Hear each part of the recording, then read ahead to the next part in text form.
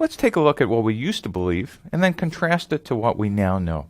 One of the biggest fallacies was believing that startups are just smaller versions of a large company, that everything you do in a large company, you do on day one of a startup.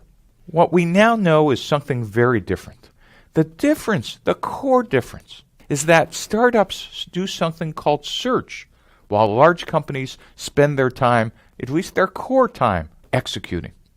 And one of the questions we'll answer is, search for what and execute what? And so later on in this lecture, you'll see the difference. And in fact, will make you a much better entrepreneur. So what we used to believe for strategy is that you start any company with an operating plan and a financial model. What's an operating plan? Well, it's the business plan. And the belief was all I need to do is spend a lot of time writing this plan, and then all I need to do is execute it. And somehow magical thinking said, if I thought hard enough, and if I was smart enough to do all the great market research in the library and looking up all the data, and then put together a forecast, the magic 5-year plan in the back of the business plan, somehow magically, all I needed to do was hire the people to execute that plan. If that doesn't sound silly to you now, don't worry, because it didn't sound silly for 40 years. But we now know that's kind of ridiculous. What we now know is that no business plan survives first contact with customers. The first year or so in a startup is completely unpredictable. What you think you're doing on Monday turns out to be completely wrong on Tuesday. And on Wednesday you discover something new, and on Friday you're almost out of business. But on next Monday you get sold for $1 billion. A startup is an incredible roller coaster, unpredictable series of events that there's no way you could put together in a 5-year plan. Yet somehow investors and educators thought that maybe we could just teach you how to put this all together in a nice spreadsheet. No one ever noticed that the only other people to do 5-year plans were these guys, the Soviet Union. And we kind of know how well that turned out as well. Though, much like the fallacy about business plans and financial forecasts, that lasted for about 80 years.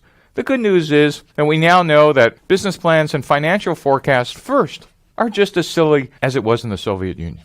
So, no business plan survives first contact with customers. This doesn't mean we shouldn't have any planning, but it actually means what we need is planning before the plan. And what that really means is you need to figure out how to actually do some planning, and then you get to write the business plan. So let me be clear, I'm not suggesting we never want to do an operating plan, and I'm not suggesting we never want forecasts, but you need some real facts before you could do that. And one of the ways we're going to organize our facts is with Alexander Osterwalder's business model canvas. We'll talk about this canvas in some excruciating detail in the following lectures. But you should know we use the canvas for two things. One is, initially, we're going to use it to organize our thinking about all the hypotheses about every part of our business. But second is we're going to get out of the building and actually turn those hypotheses into facts, as we'll find out how to do later. And then, as we turn those hypotheses into facts, we'll be updating the canvas on a regular basis, and it will become a scorecard, a way to keep score for our progress of how much we've learned.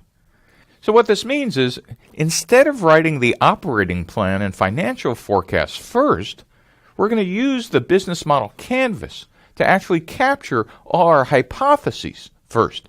For the search for the business model, we're going to start with the model first, and then after we find the model, we get to write it up.